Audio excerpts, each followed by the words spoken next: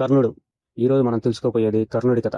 కర్ణుడు అనగానే మనకందరికీ తెలిసింది ఏంటంటే, సూర్యునికి కుంతీదేవికి మధ్య పుట్టిన బిడ్డ కర్ణుడు అని అందరికీ తెలుసు. కానీ కుంతీదేవి కర్ణుడిని 9 నెలలు మోసి కనలేదు.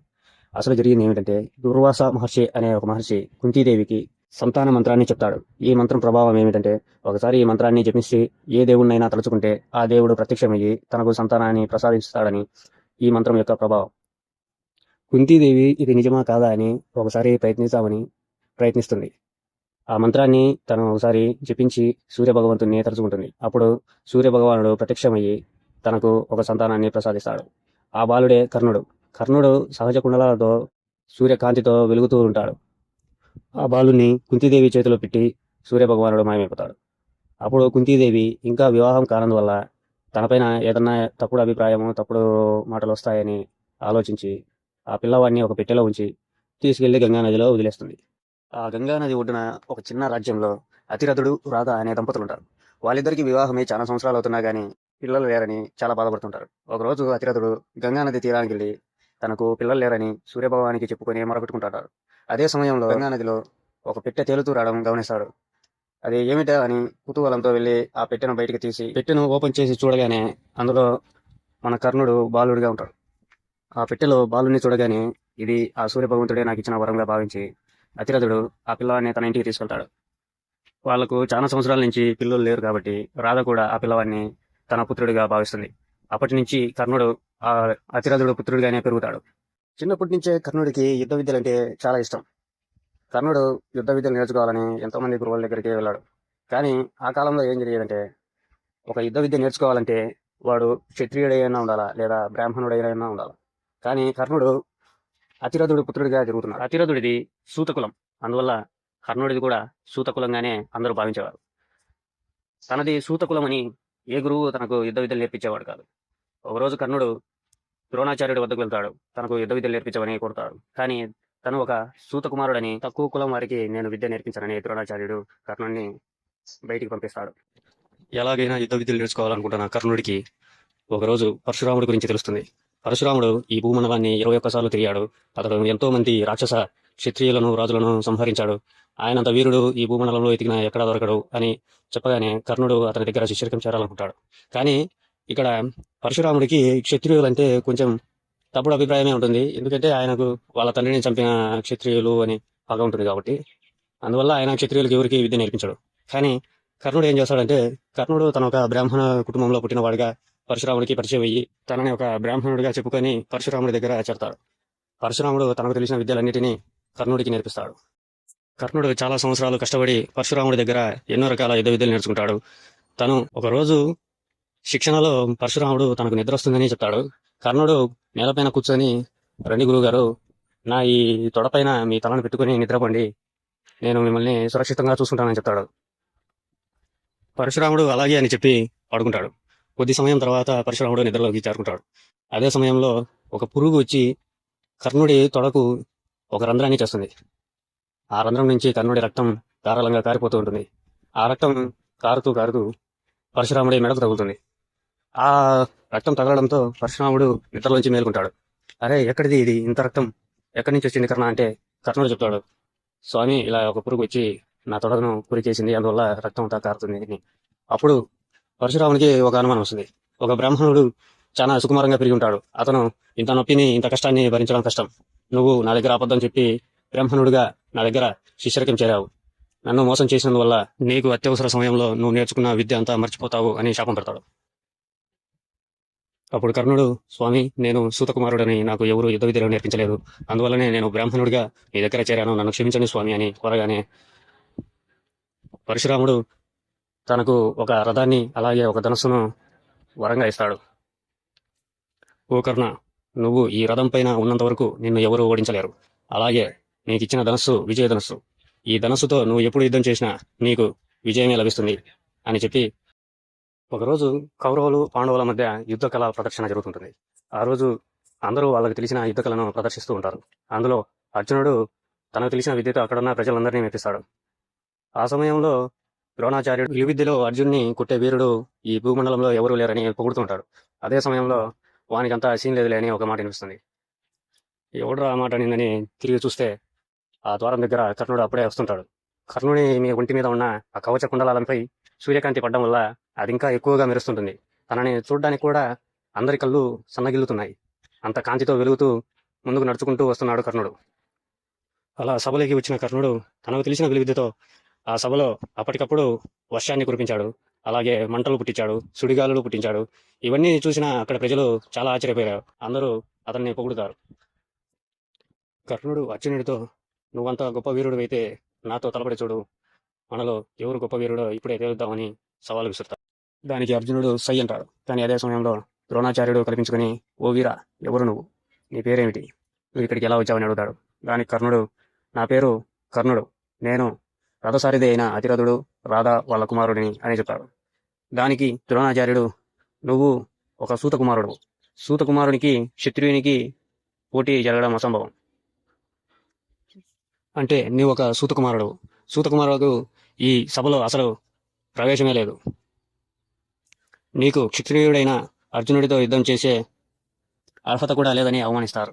ఇదంతా గమనిస్తున్న దుర్యోధనుడికి ఒక ఆలోచన తట్టుతుంది. తన సైన్యంలో అర్జునుడి వలె విలువిద్య తెలిసిన వీరుడు ఎవరూ లేరు. కానీ కర్ణుడిని తన వద్ద చేర్చుకుంటే ఏదో ఒక సమయంలో యుద్ధం జరిగేటప్పుడు అర్జునుడికి సమానంగా కర్ణుడు యుద్ధం చేయగలడని భావించి అప్పుడు దుర్యోధనుడు లేచి, ఏమిటివి జాతి నిబంధన సూతుని కింద నిలువ అర్హత లేదందువా అంటూ ఒక పెద్ద డైలాగ్ చెప్పి, యుద్ధం చేయడం చేతగాక కులాన్ని అడ్డు పెట్టుకుని తప్పించుకుందాం అనుకుంటున్నారా అని, నా రాజ్యంలో అంగరాజ్యాన్ని అతనికి నేను ఇస్తాను, రాజ్యం ఉన్నవాడు క్షత్రియుడే కదా, ఇప్పుడు యుద్ధం చేయండి అని కర్ణుడిని అంగరాజ్యానికి రాజుగా ప్రకటిస్తాడు దుర్యోధనుడు. అప్పుడు కర్ణుడికి అర్జునుడికి మధ్య యుద్ధం జరుగుతుంది. ఒకరి మీద ఒకరు విపరీతంగా బాణాలు వేసుకుంటూ ఉంటారు. అలా బాణాలు వేస్తూ సాయంకాలం అవుతుంది. సాయంకాలం తర్వాత యుద్ధాన్ని ఆపేస్తారు. వారిద్దరి మధ్య ఎవరు గెలిచారు, ఎవరు ఓడిపోయారు అన్నది నిర్ణయానికి ఎవరు రాలేరు.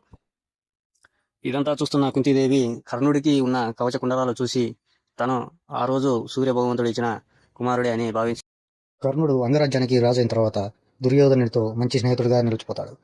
దుర్యోధనుడు కర్ణుడు మధ్య చాలా మంచి స్నేహం ఉంటుంది. వాళ్ళిద్దరూ అన్నాదమ్ములకు ఏమాత్రం తక్కువ కాదన్నట్టుగా ఉంటారు.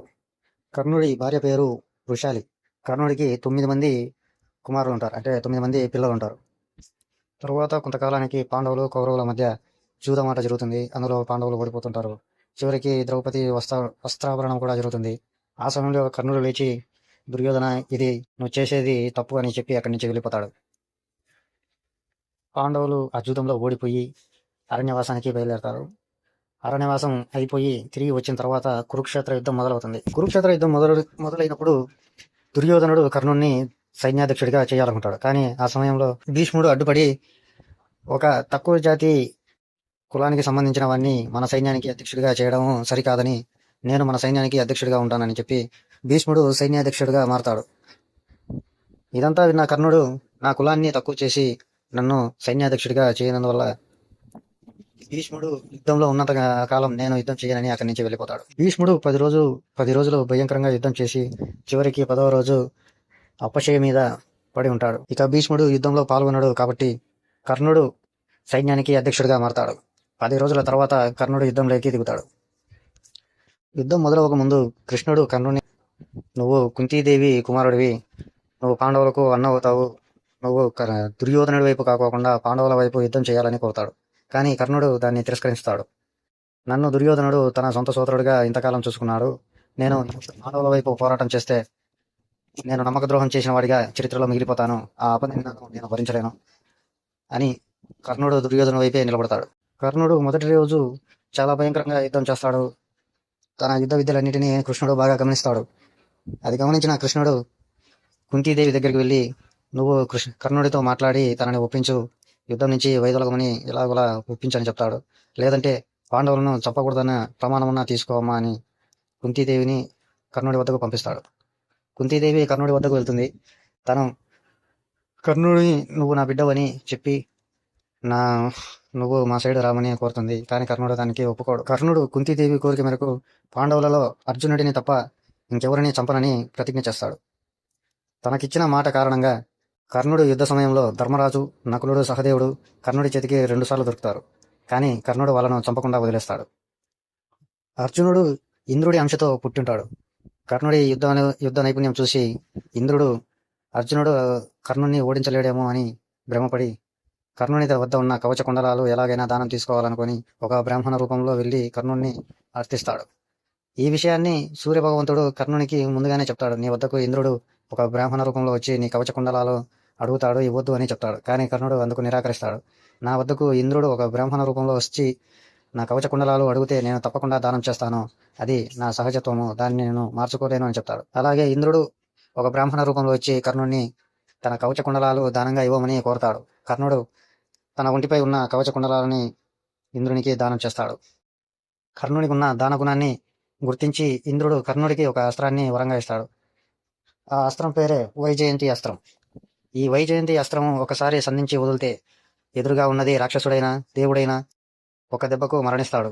అదే ఆ అస్త్రానికి ఉన్న శక్తి. ఈ అస్త్రం గురించి తెలుసుకున్న కృష్ణుడు అర్జునుడు ఇప్పుడు కర్ణుడి వద్దకు వెళ్తే ఆ అస్త్రంతో కర్ణుడు అర్జున్ని చంపేస్తాడని గ్రహించి భీముని కుమారుడైన ఘటోత్కచుడిని యుద్ధంలోకి దించుతాడు.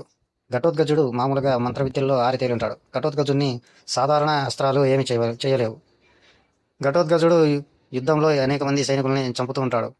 అది చూసి ఓర్వలేక చివరికి కర్ణుడు ఆ వైజయంతి అస్త్రాన్ని ఘటోత్కచుడి వైపు సంధించి వదులుతాడు. ఘటోత్కచుడు ఆ అస్త్రం దెబ్బకు మరణిస్తాడు. అది తెలుసుకున్న కృష్ణుడు అర్జునుని రథాన్ని కర్ణుడి వైపు తిప్పుతాడు. కర్ణునికి అర్జునికి మధ్య భీకరమైన యుద్ధం జరుగుతూ ఉంటుంది.